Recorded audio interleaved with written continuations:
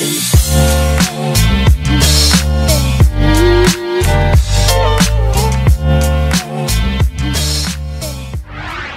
everyone, this is Dr. Sapneil Tutoring from Sapneil Tutoring Incorporated.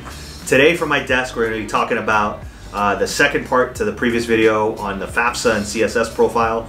These are some common changes that are going to be occurring and impacting families for the 2024 and 2025 FAFSA application cycle. So what are some of these changes and how they're going to impact the students? So this year the FAFSA is going to open on December of 2023. Remember, the FAFSA is for federal student financial aid. And it's issued by the Department of Education, so it's really important for students to fill this out, as well as parents. They're going to be changing the expected family contribution term to the Federal Student Aid Index, okay? This is the cost of attendance minus the SIA will determine the need for the parent. Meaning, if the cost of attendance $50,000, but the Student Aid Index says that you can't afford $40,000 of that, then only the expected contribution will be $10,000. Okay, what your determination of need will be $40,000, but what you need to come out of pocket is going to be that $10,000. So, to determine the eligibility of federal aid, a family must complete the FAFSA, as we said before.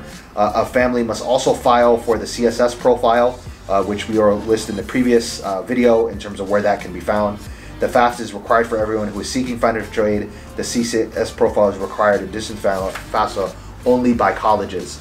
See which colleges require the CSS profile in addition to the FAFSA, and we'll attach a link as to where you can find that as well. So, if the student's parents are married, they file the taxes jointly. If they're not married, they file them separately. They will both need an FSA ID. So, really important.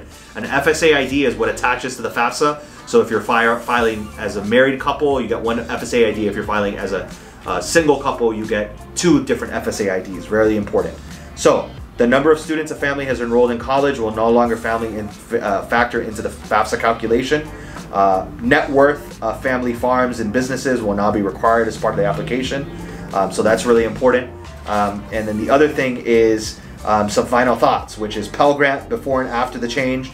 For middle and high income families, changes will mean decreases in aid eligibility, and FAFSA shifts focus from cash flow to wealth.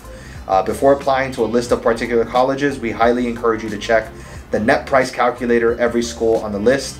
Simply Google net price calculator and see what the cost of attendance is going to be for your student.